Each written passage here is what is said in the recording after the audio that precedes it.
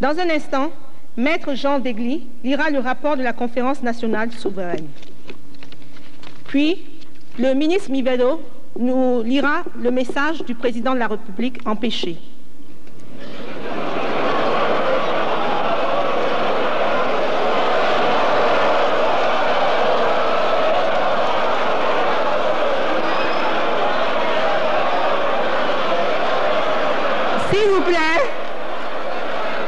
S'il vous plaît, il sera suivi, s'il vous plaît, honorables délégués, participants, il sera suivi de Monseigneur Podjro, président du Haut Conseil de la République et du Premier ministre qui prononcera le discours de clôture de notre Conférence nationale souveraine. Vive la Conférence nationale souveraine, vive le Togo, je vous remercie.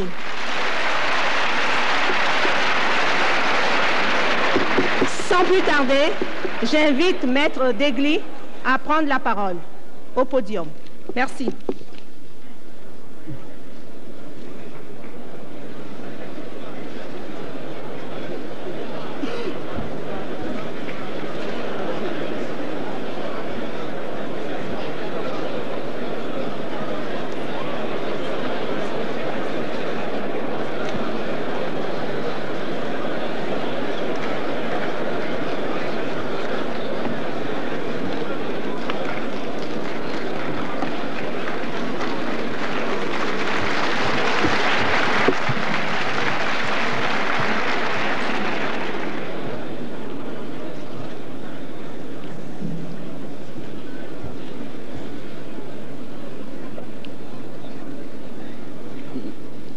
Excellences, Monsieur le Premier ministre, Messieurs les membres du corps diplomatique, Excellences, Monseigneur Président du Haut Conseil de la République, Messieurs les membres du Présidium, honorables délégués, chers participants à la conférence nationale, honorables invités.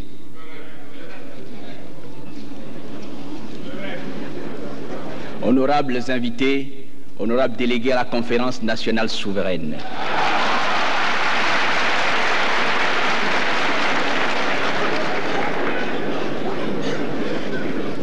Nous sommes ici par la volonté du peuple.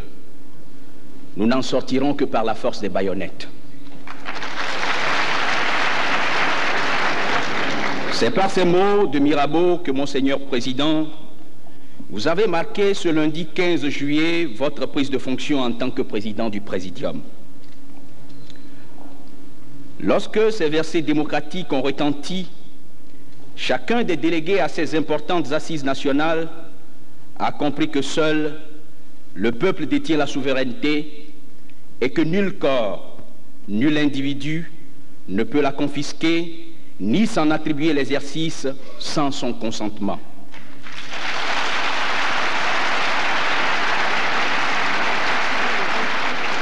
Et c'est parce que le peuple togolais l'a désormais compris que lorsque ses représentants se sont réunis au cours de cette conférence nationale souveraine et qu'ils ont pris conscience de la nécessité de ne plus jamais abdiquer pour longtemps leur pouvoir entre les mains d'un seul, ni même d'une multitude, au risque de retourner encore dans les sombres corridors de la dictature, ce peuple longtemps privé de voix, étouffé dans sa volonté, a décidé de reprendre sa souveraineté. Refusant la souveraineté limitée qui lui était proposée, ce peuple, longtemps meurtri et bafoué dans sa dignité, dans un sursaut d'orgueil, a préféré reprendre la totalité de ce bien précieux dont il avait été aussi longtemps privé. C'était au cours de la séance plénière du lundi 15 juillet qui devait se terminer le mardi 16 au petit matin.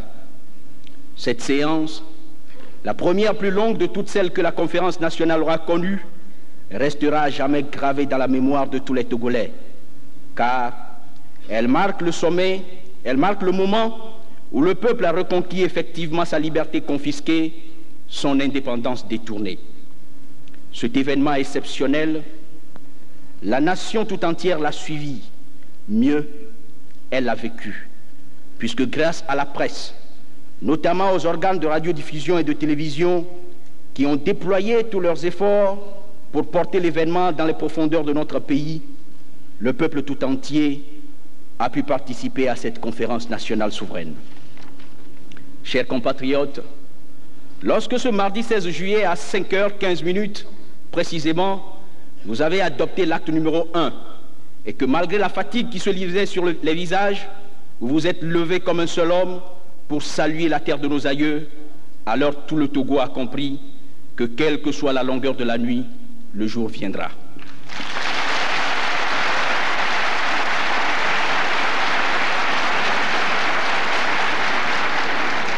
Oui, peuple togolais, cette nuit au cours de laquelle tu as reconquis ta souveraineté et enterré à jamais toutes les institutions qui ont porté haut le flambeau de la dictature a été longue. Elle a été aussi longue que la marche qui t'a conduit jusqu'à cette conférence nationale qui s'apprête à rentrer désormais dans l'histoire. Mais depuis ce jour inoubliable, le désespoir a cédé la place à une nouvelle espérance, car, quelque longue qu'ait été la traversée des ténèbres, tu sais désormais que ta lumière pointe à l'horizon. Nous disons il y a un instant que le chemin qui nous a conduits à ces états généraux de la nation a été long. Long et semé d'embûches, puisque pour en arriver là, il a fallu le soulèvement populaire du 5 octobre 1990, le rejet par le peuple de la commission constitutionnelle des 109, la grève des étudiants de mars 1991, la descente des femmes dans la rue. À ce stade, il faut rappeler le rôle du Fonds des associations pour le renouveau phare dont les négociations ont abouti à la libéralisation de la vie politique et à l'amnistie générale. Il a fallu également la création du collectif de l'opposition démocratique, le rejet par le peuple du Forum national de dialogue, la grève générale illimitée de juin, l'accord du 12 juin 1991, dont le résultat a été la convocation par décret numéro 91/179 du 25 juin 1991, modifié par décret numéro 91/182 du 2 juillet 1991 de ces assises nationales. C'est le lieu de rappeler les remerciements que vous avez adressés à tous ceux qui, de près ou de loin, spirituellement ou matériellement, ont participé à cette heureuse évolution. C'est également l'occasion de saluer la mémoire de nos compatriotes qui ont dû payer de leur vie le lourd tribut de l'avènement démocratique et d'exprimer nos condoléances aux familles éplorées, sans oublier de rendre hommage à tous ceux qui ont souffert, d'une manière ou d'une autre, de la répression aveugle par laquelle le despotisme a tenté en vain d'étouffer les aspirations légitimes du peuple à la liberté. Qu'il nous soit également permis de remercier le bureau provisoire et plus particulièrement notre doyen d'âge, M. Namoro Karamoko, dont les efforts nous ont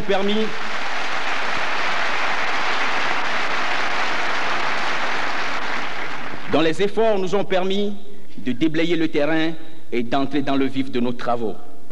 Cependant, Monseigneur Fanoko Philippe Podjoro, c'est sous votre présidence que s'est déroulée cette conférence nationale. Pendant des jours et des semaines, vous avez conduit ce peuple qui s'est cherché pendant de si longues années aux portes de son avenir. La foi qui vous a toujours animé et votre volonté de servir à la nation vous ont permis de diriger ces travaux avec la plus grande patience face à ce peuple qui, venant de redécouvrir la liberté, arrivait quelquefois à en confondre l'usus et l'abusus. La conférence nationale, et par-delà elle le peuple togolais tout entier, voudrait vous exprimer ici leur sincère remerciement, tout en vous demandant d'avoir encore la disponibilité, la persévérance et le courage nécessaires pour aboutir dans la mission que vous aurez à accomplir à la tête du Haut Conseil de la République.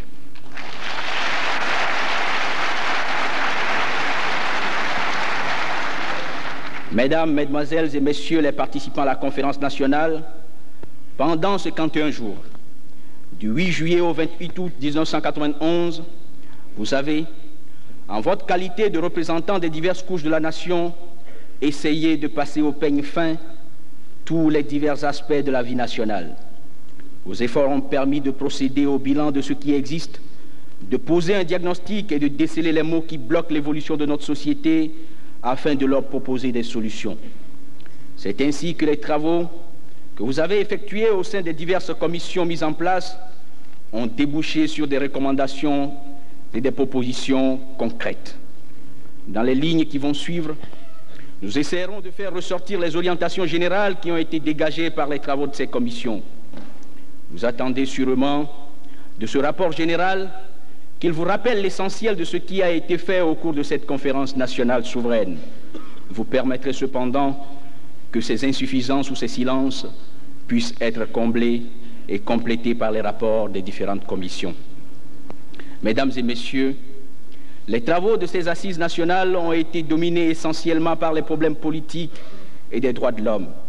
Il aurait donc été normal que nous commencions par là. Mais dans la mesure où c'est au nom du développement économique que l'Afrique a sécrété et a entretenu ces régimes monopartistes et autoritaristes, aujourd'hui contestés, ces régimes qui ont trouvé leur justification dans une théorie qui prônait le développement seulement dans un État fort, il ne serait pas mauvais de voir avant toute chose si la situation socio-économique de notre pays justifie tout le mal qui nous a été fait. Mais au-delà de cette explication, nous pensons que c'est le moment pour nous de commencer à apprendre le respect de notre devise, non pas celle qui a été inventée pendant la période des errances, mais celle que nous avons adoptée dès l'indépendance et que nous venons de réhabiliter, celle qui veut que par le travail et dans la liberté, nous construisions la patrie.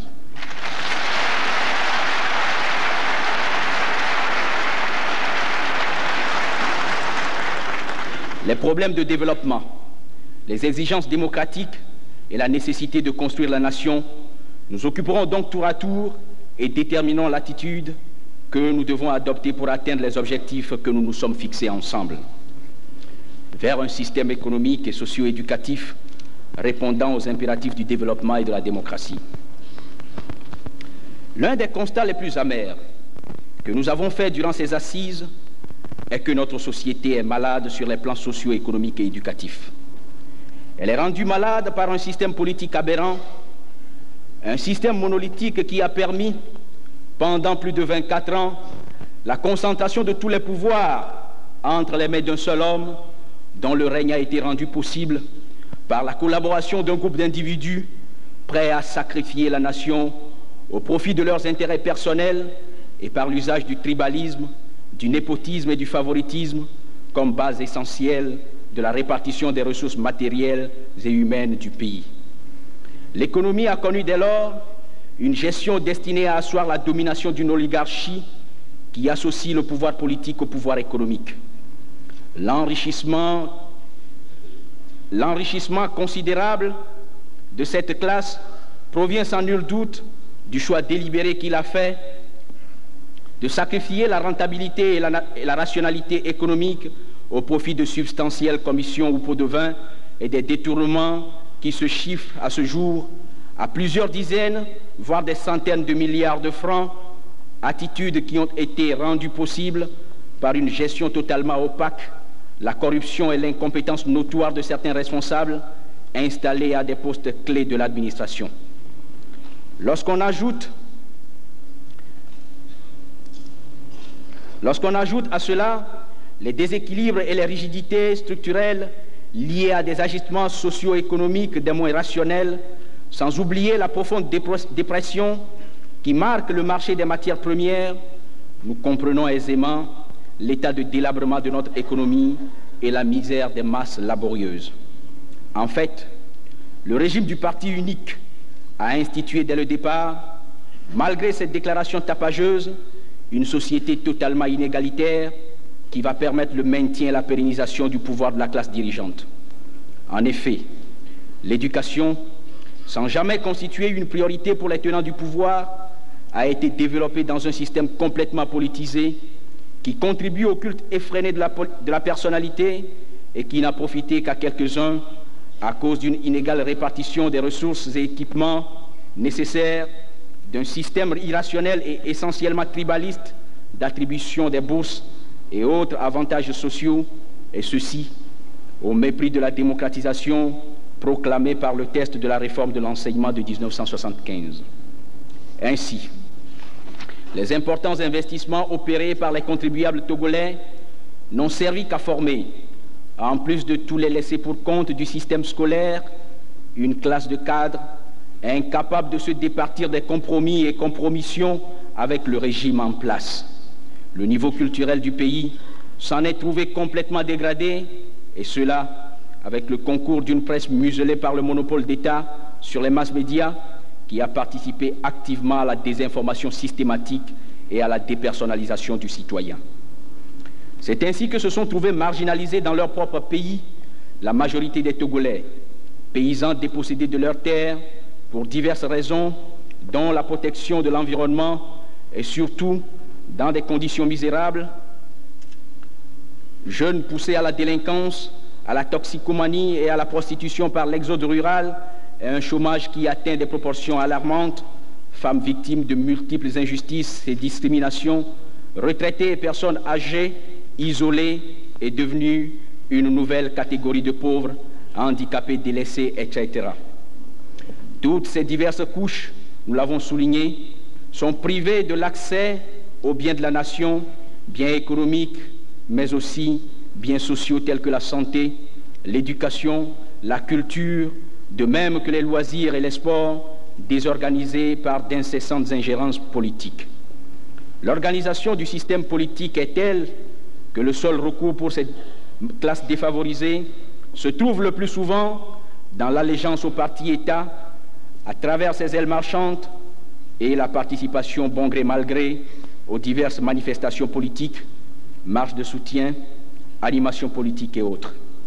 Cette société désorganisée par les abus d'un pouvoir pratiquement sans limite, puisqu'intervenant jusque dans la vie privée des citoyens, cette société où les solidarités traditionnelles ont été brisées par le favoritisme et le clientélisme, où le bien-être est perçu comme une manne qui provient des bienfaits de l'autorité suprême, cette société, disons-nous, a servi de fondement à un système économique complètement perverti, car, nous l'avons souligné, l'économie togolaise n'a contribué qu'au renforcement du pouvoir d'une catégorie d'individus qui se sont enrichis de façon scandaleuse.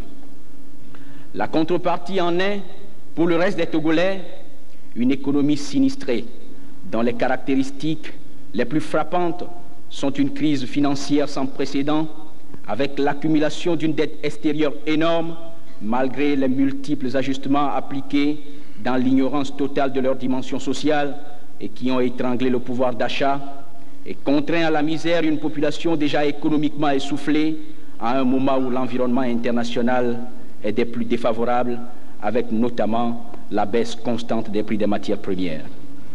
Vos travaux ont permis de découvrir que cette dette extérieure si lourde s'accompagne d'un déficit budgétaire impressionnant de l'ordre de 40 à 54 milliards pour l'année 1991 et d'un déficit de trésorerie d'environ 36 milliards. C'est donc à juste titre que, forte de tous ces indices de délabrement général de notre économie, la Conférence nationale souveraine a constaté dans une déclaration solennelle en date du 21 août 1991 la faillite économique du régime en place. Mais s'il est bon de constater, il est encore meilleur et même mieux de trouver des solutions. Les travaux au sein de la Commission économique, financière et foncière, qui ont également permis de relever les divers problèmes d'aménagement de notre territoire, nous ont amenés à adopter des orientations pour une nouvelle société qui va se développer avec une économie libérale ayant comme auteur et acteur l'homme réhabilité, libre et responsable. Cet homme, c'est la société qui devra le former. Le former de façon à ce qu'il présente le profil qui répond à la nécessaire reconstruction de l'économie nationale dans la perspective d'un État démocratique. C'est pour cette raison qu'il faudra que la nation tout entière se retrouve pour débattre des problèmes socio-éducatifs au cours des États généraux, consacrés aux secteurs tels que l'éducation nationale, la culture et la communication, l'éducation physique et les sports civils, les activités de jeunesse et de loisirs, les affaires sociales, la promotion de la femme et la santé. Les États généraux devront ouvrir la voie à une nouvelle école qui assumera non seulement la formation à l'emploi, mais aussi la formation générale et surtout la formation du caractère, une école qui assurera les conditions d'un épanouissement individuel et collectif. Les États généraux permettront d'une façon générale à la nation de se pencher sur les problèmes des plus défavorisés et plus précisément de leur faciliter l'accès aux formations offertes en renforçant la démocratisation, la rentabilisation et l'adaptation de l'école aux réalités et aux besoins du pays, de les considérer avec tous les autres Togolais comme producteurs et bénéficiaires de la culture, de leur offrir les moyens d'accéder à un véritable état de santé, défini non pas seulement comme l'absence de maladie, mais comme un état complet de bien-être, et ce, en définissant une nouvelle politique sanitaire fondée sur des meilleures conditions d'hygiène, des programmes efficaces de lutte contre les endémies, la diminution du prix des médicaments et une meilleure formation du personnel qui devra disposer des moyens nécessaires pour son action. Mais tout cela serait insuffisant s'il n'était accompagné de la mise en place de nouvelles structures et de programmes de protection et de promotion sociale, d'une politique de protection de l'environnement qui mette l'homme au centre de ses préoccupations et qui soit elle-même intégrée à une meilleure politique d'aménagement du territoire. La refonte des structures sociales demande également la mobilisation des ressources pour la recherche scientifique, technologique et médicale, mais cette dernière, du fait des potentialités naturelles dont dispose notre continent, ne doit pas manquer d'associer médecine moderne et médecine traditionnelle. Il faut rappeler enfin que cette refonte ne peut se faire sans un réel établissement de la presse, élément essentiel de la démocratie dans ses rôles d'information, d'éducation, mais également d'instruments de culture et de loisirs. Telles sont les bases de la nouvelle société de justice et de solidarité établie par la Conférence nationale souveraine, consciente de la nécessité de reconstruire notre économie. En effet, il s'agit pour nous de redresser une situation chaotique, et cela nécessite de notre part un effort collectif sans que nous perdions de vue l'attention indispensable à accorder aux plus défavorisés. Parmi ceux-ci, les sans-emploi, qui forment environ 40% de la population active potentielle. Pour eux, la conférence a choisi d'établir à court terme un plan d'urgence fondé soit sur une intégration rapide au marché du travail, soit sur la mise en place de projets à forte intensité de main-d'œuvre, en attendant l'élaboration à long et moyen terme d'une politique efficiente d'emploi. Mais pour réussir à tenir cette promesse, notre effort de redressement économique doit s'articuler dans l'immédiat autour de l'assainissement des finances publiques et de la relance de la production, et à moyen terme autour de la réalisation d'une stratégie d'ajustement centrée sur le rétablissement des équilibres et le paiement de la dette, stratégie sous-tendue par une véritable planification économique. À long terme, nos assises nationales prévoient la promotion d'une croissance économique soutenue visant l'amélioration des conditions de vie des Togolais en s'appuyant sur le secteur rural, où il faut permettre à l'agriculture de se prendre progressivement en charge en opérant un désengagement graduel de l'État de manière à promouvoir une organisation démocratique du monde rural afin de permettre un véritable développement à la base. Les divers contours de cette politique seront détaillés lors des États généraux de l'agriculture et du foncier. En s'appuyant également sur le commerce, les services, les petites et moyennes entreprises et industries, le secteur informel, le bâtiment et les travaux publics. Nos travaux dans ce domaine ont conclu à la nécessité de promouvoir la croissance et de réhabiliter l'environnement économique des entreprises. Consciente du rôle que la mauvaise gestion des sociétés d'État et d'économie mixte a joué dans la faillite de notre économie, en constituant le domaine de prédilection des détournements et des enrichissements illicites, et en finançant les dépenses extrabudgétaires, la conférence, qui a constaté l'échec de l'État dans son rôle de chef d'orchestre du développement, a décidé d'adopter le principe du moins-État qui, sans se confondre avec celui du pas-État, devra permettre au pouvoir public de se désengager progressivement pour laisser la place à l'éclosion de l'initiative privée dans les secteurs où les compétences individuelles sont requises. Cette nouvelle donne économique qui fait de l'homme l'auteur et l'État le facilitateur des activités, dans le cadre d'une économie libérale fondée sur une association de l'État, des collectivités et des entreprises en partenaires responsables et solidaires, ne pourra se développer dans le cadre égoïste de cet environnement exigu que nous offre notre espace géographique. L'étroitesse de notre territoire, loin de nous décourager, doit plutôt nous pousser vers une volonté d'intégration économique régionale et sous-régionale. À l'heure où partout les peuples s'organisent pour constituer de vastes ensembles économiques qui deviennent sous nos yeux de véritables espaces de coprospérité, les États africains ne peuvent plus rester confinés dans ces espaces arbitrairement définis pour eux par la conférence de Berlin. Les pays de l'Asie, de l'Amérique, de l'Europe l'ont compris. La communauté économique européenne tend une main fraternelle au peuple de l'Europe centrale.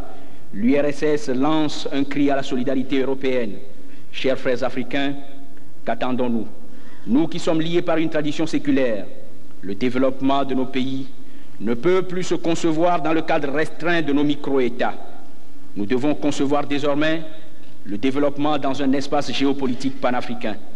C'est justement pour cette raison que vous avez tenu à mettre un accent particulier sur la nécessaire coopération régionale et sous-régionale. Mais avant tout, le développement doit partir de nos propres efforts. Il importe donc d'accorder une place de choix au travail bien fait. Pour cela, nous avons décidé de revaloriser le travail et l'effort dans le respect absolu de la chose publique, seul gage d'une réussite certaine. Mais si ce faisant, nous avons marqué notre volonté de respecter le premier élément de notre devise, l'objectif que nous visons ne pourrait être atteint si nous ne développions une notion d'État fondée sur le respect des droits du citoyen, sur le respect de la liberté.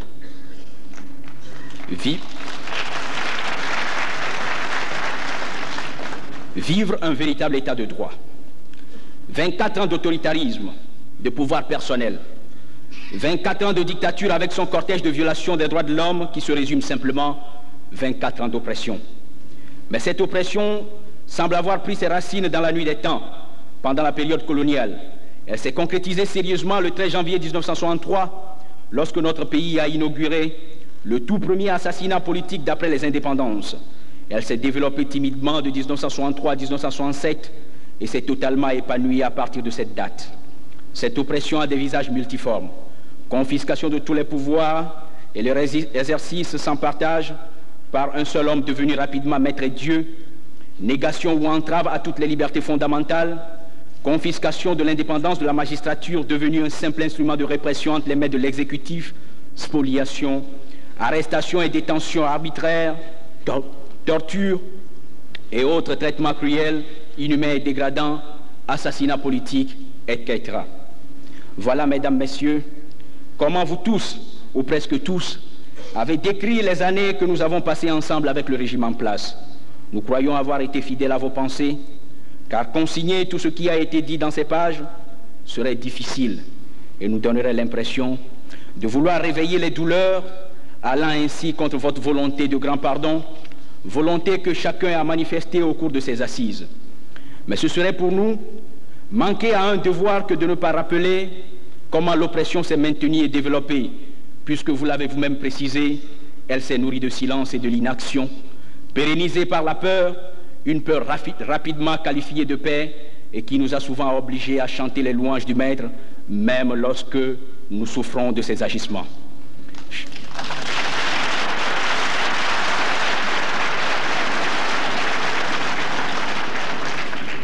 Chers compatriotes, nous avons même été amenés à tourner souvent la seconde joue en glorifiant l'oppresseur. Mais lorsque l'heure de la réconciliation a sonné, parce que désireux de rebâtir la nation sur de nouvelles bases, nous avons décidé d'accorder le pardon à nos frères égarés, que nous avons appelés à un repentir sincère, afin qu'ensemble, nous fassions une réconciliation franche et véritable. Certes, le pardon n'exclut pas la réparation du préjudice subi, mais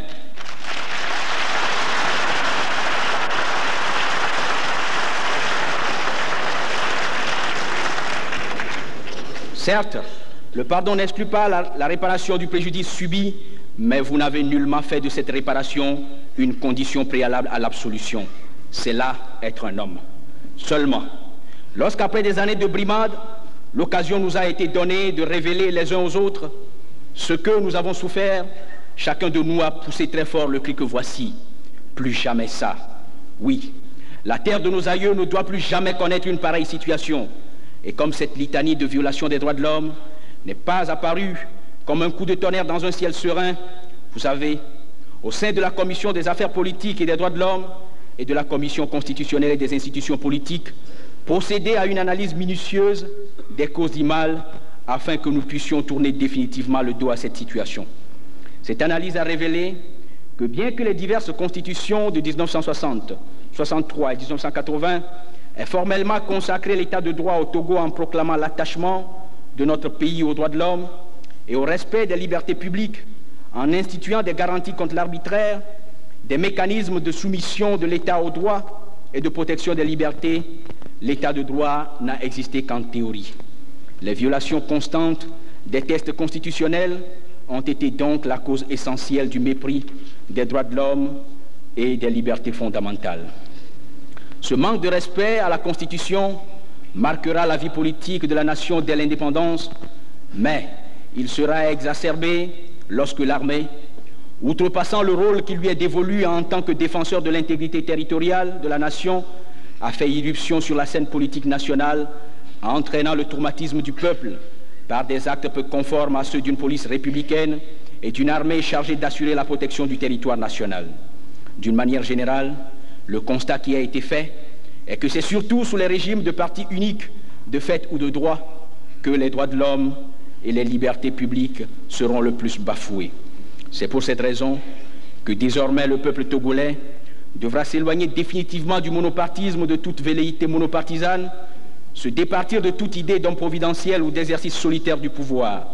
Et parce que peuple jaloux de sa liberté, il devra, comme le disait Bill O'Varenne, se tenir en garde contre les vertus mêmes des hommes qui occupent les postes éminents.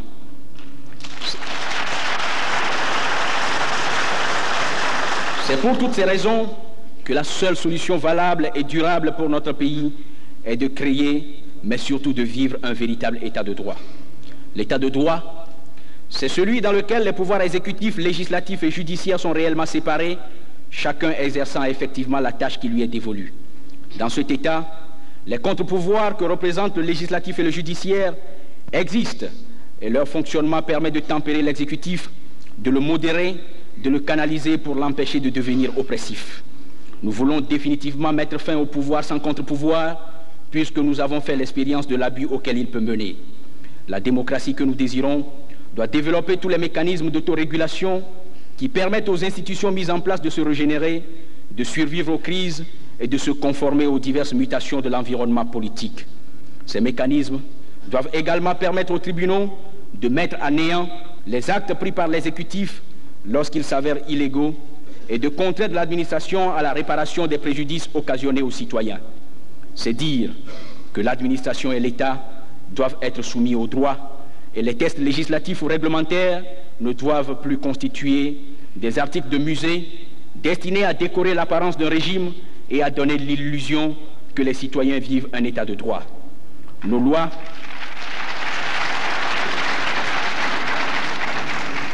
ne doivent plus constituer ces toiles d'araignée qui laissent passer les grosses mouches et retiennent les petites.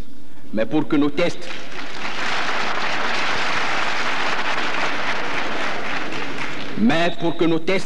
et en particulier notre Constitution deviennent des réalités vivantes dont l'application est assurée et les violations sanctionnées, il nous faut un pouvoir judiciaire indépendant. C'est à cet effet que nous avons décidé d'accorder une attention particulière à la magistrature brimée par le parti État, de la dépolitiser, de la soustraire à l'influence de l'État pour lui rendre sa totale indépendance. Ce faisant, le serviteur de Thémis doit devenir ce lion qui rugit et bondit à chaque fois qu'il est porté atteinte à la cause sacrée de la justice et de la liberté. Pour réaliser ces nobles objectifs et permettre à nos institutions judiciaires de connaître un plein épanouissement, les États généraux de la justice devront être rapidement convoqués. La justice va de pair avec les droits de l'homme et la protection des libertés. La nouvelle société telle que définie au cours de ces assises nationales doit permettre d'assurer le respect des libertés fondamentales, notamment les libertés religieuses, associatives, syndicales, la liberté de presse et de l'information, etc. Elle doit permettre aussi de garantir le respect des droits fondamentaux reconnus à l'homme par les normes internationales et nationales. C'est dans cet ordre d'idée que la conférence nationale a, outre la décision de définir dans la Constitution les divers droits et libertés ainsi que leurs garanties, décidé également la constitutionnalisation de la Commission nationale des droits de l'homme, la création et la constitutionnalisation d'une haute autorité de l'audiovisuel et de la communication qui aura pour mission de garantir et d'assurer la liberté et la protection de la presse et des autres moyens de communication de masse. Cette haute autorité devra veiller à l'accès équitable des partis politiques aux moyens officiels d'information et de communication. Mais en attendant que la nouvelle Constitution soit rédigée et adoptée, il a été décidé la création, pour la période transitoire, d'une commission ad hoc de la communication et de l'information qui devra jouer provisoirement ce rôle. L'exercice des diverses libertés ne doit cependant pas se faire au mépris des textes législatifs et réglementaires existants. Nous devons donc avoir chaque jour à l'esprit qu'il n'y a pas de liberté sans responsabilité et exercer par conséquent nos droits de manière responsable. L'état de droit pour nous, c'est aussi l'existence de plusieurs partis politiques véhiculant des idéologies différentes dont l'un ou certains exercent le pouvoir et d'autres constituent l'opposition. Cette dernière est institutionnalisée et respectée dans ses droits de contestation et de critique du régime en place, mais a en même temps l'obligation, entre autres, de respecter les règles du jeu démocratique. Le multipartisme doit être pour nous un pilier fondamental de la démocratie et nous devons éviter que ce pluralisme démocratique devienne encore une transition vers une société monolithique dans laquelle une seule idéologie serait tolérée. Le peuple togolais a opté pour la démocratie et non pour l'à peu près démocratique. L'alternance au pouvoir doit donc être une réalité et les dirigeants battus à l'issue d'élections libres et régulières, telles que notre système démocratique l'exige, doivent accepter de se retirer pour laisser la place à la nouvelle majorité.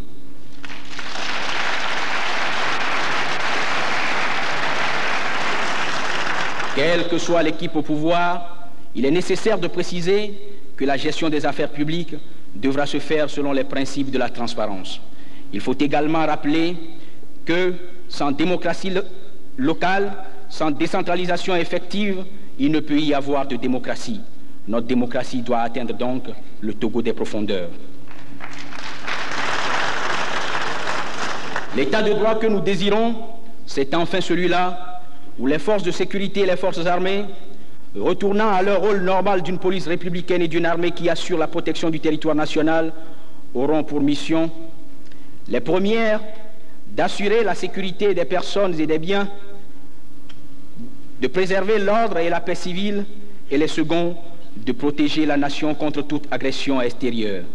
L'armée, dont la composition doit être le reflet proportionnel des diverses couches de la nation, doit être politiquement neutre et par là même rompre avec la mission qui lui a été assignée sous le régime du parti-État et qui a consisté à assurer la défense et la pérennisation d'un système politique.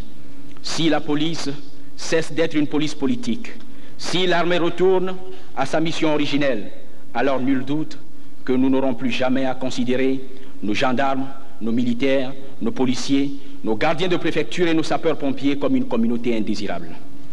Que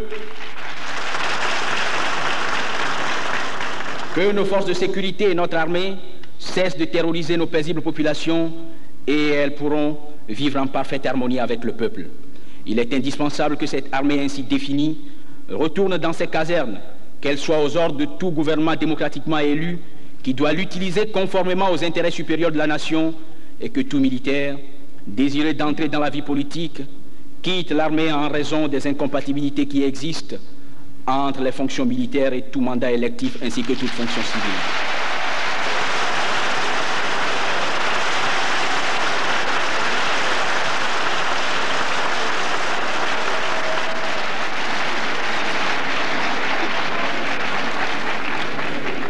La conférence nationale souveraine, en raison des considérations géopolitiques qui existent dans notre sous-région, a demandé que l'ennemi potentiel numéro 1, défini jusque-là, ne soit plus considéré comme tel, et il est convenu désormais que la définition des ennemis potentiels du Togo soit fonction des menaces qui pèsent sur l'Afrique en général et la sous-région en particulier. Partant de tous ces principes généraux, nous avons opté pour un régime avec un président de la République élu au suffrage universel pour un mandat de 5 ans renouvelable une seule fois, un Premier ministre issu de la majorité parlementaire et une Assemblée nationale avec une seule chambre. Ce système, qui en réalité n'est que le régime semi-présidentiel, devra tenir compte de nos réalités profondes dans sa constitutionnalisation. En attendant la rédaction et l'adoption de cette Constitution et les diverses élections qui doivent réellement inaugurer notre entrée dans la démocratie, vous avez mis en place une loi constitutionnelle pour la transition et unanimement désigné un Premier ministre en la personne de Maître Joseph Kokou Kofigo,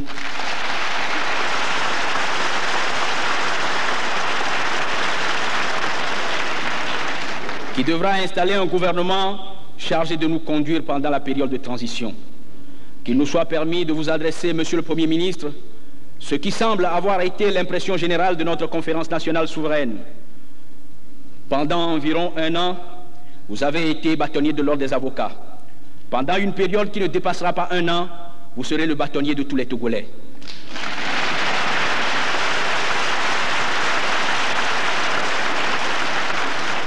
La nation vous a porté à ce poste.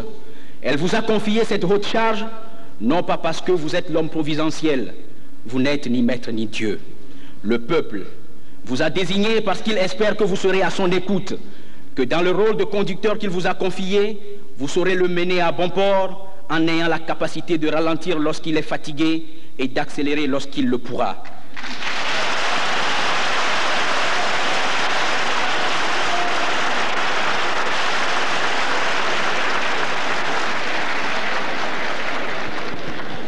Vous devez écouter la volonté du peuple. Vous êtes devenu désormais le commandant de bord d'un navire qui a 3 500 000 personnes comme membres d'équipage. Vous devez être attentif aux murmures du peuple et votre équation doit être la somme des équations de tous.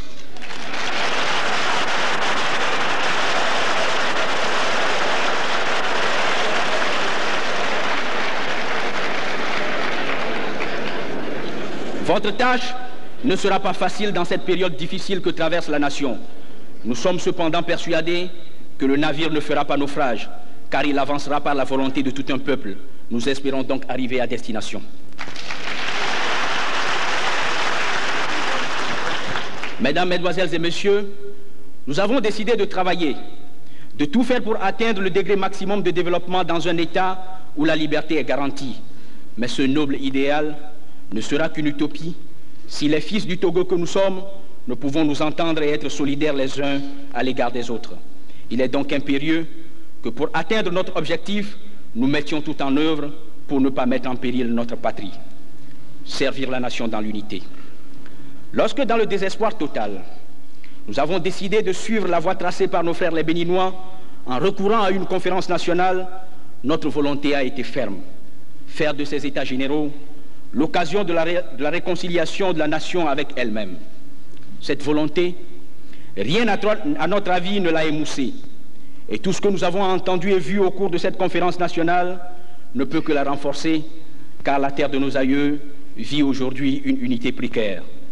Le peuple togolais est de nos jours profondément divisé. Les ethnies sont dressées les unes contre les autres. Le peuple, le pays, a même été plongé dans une logique de guerre où seuls ceux qui ne peuvent détenir les rênes du pouvoir, qu'en se fondant sur les divisions, continuent de trouver leur compte. Aujourd'hui, l'idée de nation a abandonné l'État togolais. Le Togo est redevenu un simple agencement de groupes hétérogènes qui, lorsqu'ils ne se haïssent point, se toisent avec méfiance. Et pourtant, il y a 22 ans, le RPT nous proposait un vaste rassemblement, un creuset où viendraient se fondre toutes les différences pour créer un seul corps, la nation.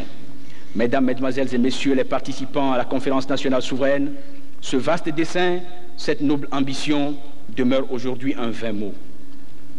Mais nous ne pouvons nous limiter à un constat de cet échec. Nous devons recréer la nation togolaise, mettre fin au régionalisme, à l'ethnicisme, au tribalisme, pour remettre ensemble nos divergences et faire émerger une véritable nation. Construire un État où nos différences ne seront plus perçues comme des tares, mais comme des richesses. Une société où les considérations tribales ethniques ou régionalistes céderont la place à un esprit patriotique.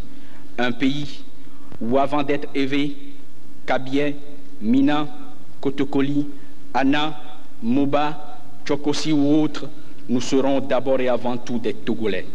Pour cela, nous devons nous enrichir de nos différences respectives. Chers concitoyens, nous sommes aujourd'hui au chevet d'une nation togolaise mourante. Elle souffre, elle gémit, mais elle nous appelle au secours. Répondons-lui vite pour ne pas pécher contre l'histoire. Vous avez tous été unanimes à manifester votre ferme désir de voir se développer notre pays. C'est pour cette raison que vous êtes résolument tournés vers une revalorisation du travail dans un État libre. Ce faisant, vous avez renoué avec deux des objectifs fondamentaux que nous nous sommes fixés au lendemain des indépendances, travail et liberté. Mais comment pouvons-nous travailler et libérer ce Togo chéri si toute visée patriotique l'a déserté et que ses fils s'entre-déchirent? Nous avons donc besoin de la patrie. Or, la terre de nos aïeux est aujourd'hui comme cette jarre trouée qui ne peut contenir la substance indispensable au développement national que si tous ensemble, du nord au sud, de l'est à l'ouest, chaque citoyen, petit ou grand, jeune ou vieux, riche ou pauvre, tendait ses mains pour en colmater une brèche. L'exclusion n'est donc pas permise. Tous, nous devons nous atteler à cette noble tâche, rebâtir la nation. Nous sommes certes venus d'horizons divers. Nous appartenons à des villes, des campagnes, des associations, des partis politiques différents. Mais en arrivant ici, nous avons tous été sûrement animés de cette seule et même détermination, construire notre cité. Mesdames, Mesdemoiselles et Messieurs, vous tous, nous en sommes persuadés, avez compris cette nécessité. Et c'est pour cela que nous avons accepté que le prélat que nous avons désigné pour diriger nos travaux mette tout en œuvre pour ramener au sein de ces importantes assises les délégations qui, à un moment donné, ont cru devoir les déserter. C'est également pour cette raison que nous nous sommes inquiétés de l'absence de nos frères les soldats et que nous avons toujours lancé un appel à leur retour parmi nous. C'est enfin pour cela que nous avons décidé de restituer au peuple son histoire et sa mémoire en réhabilitant Sylvanos Olympio et tous ceux qui ont pris une part décisive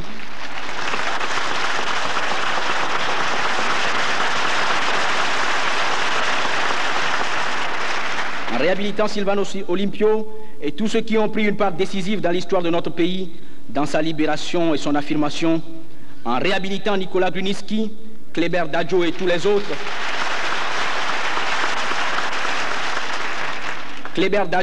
autres, car dans ce domaine, nous n'avons plus le droit de faire des jaloux.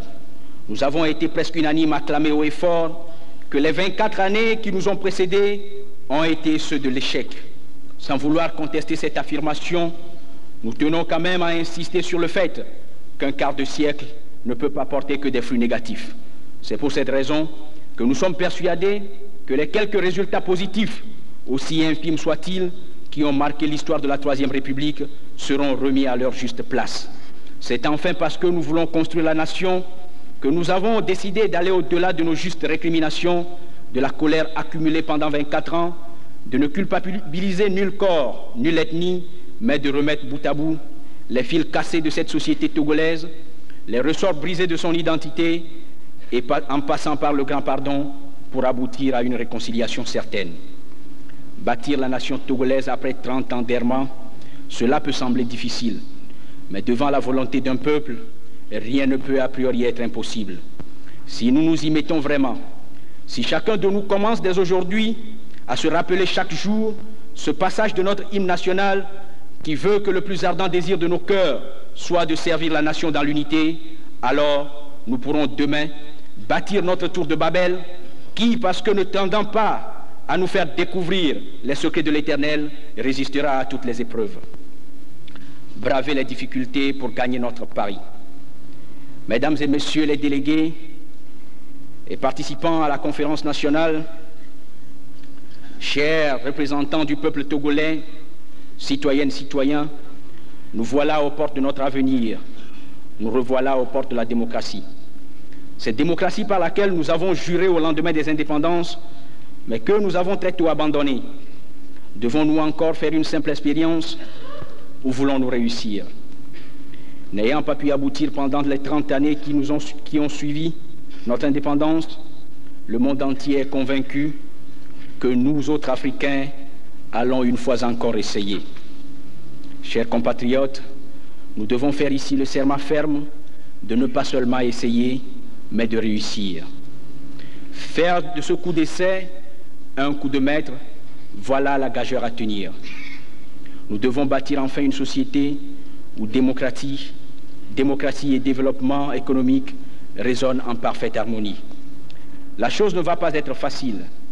L'apprentissage de la démocratie risque d'ailleurs d'être très difficile, d'autant plus ardu que durant toutes ces années qui ont passé, nos libertés ayant été confisquées, nous n'avons pas appris à les exercer et surtout à en user de manière responsable.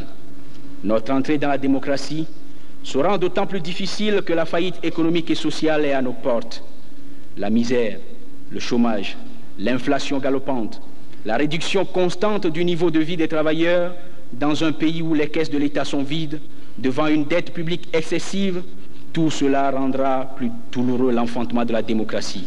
Et pourtant, nous voulons réussir, et mieux, nous devons réussir. S'il est vrai qu'au commencement était le verbe, il ne faut pas oublier que le verbe a tout fait de devenir réalité. Les décisions prises au cours de ces assises ne sauraient donc demeurer des vœux pieux.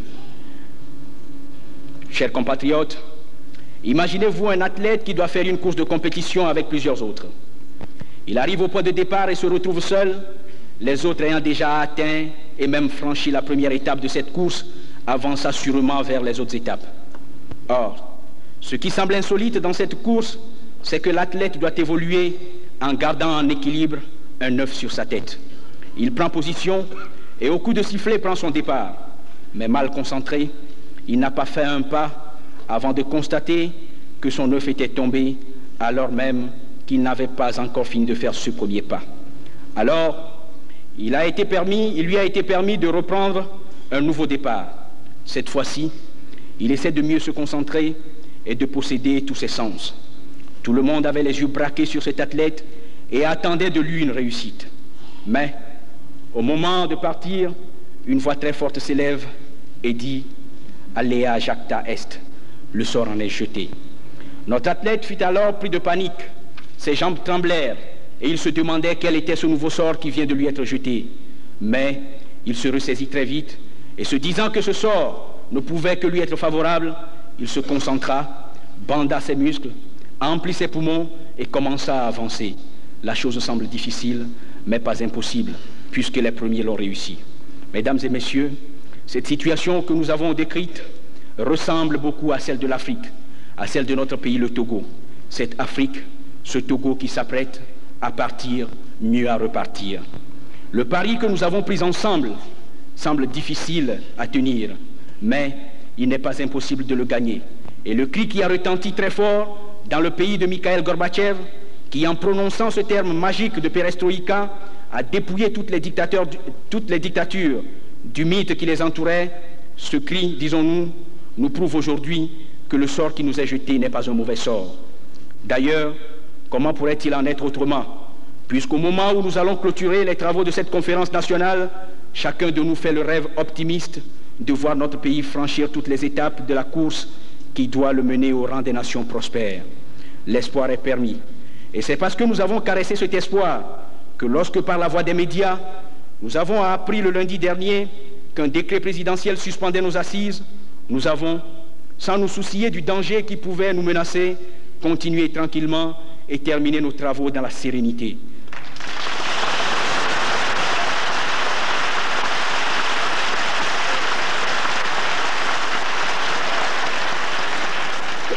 La voie est aujourd'hui tracée.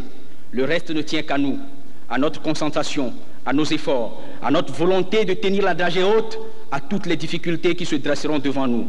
Cela tient également à notre volonté de faire un apprentissage sérieux et quotidien de la démocratie, à notre capacité de faire des sacrifices indispensables pour la survie de la nation et la réussite de notre mission.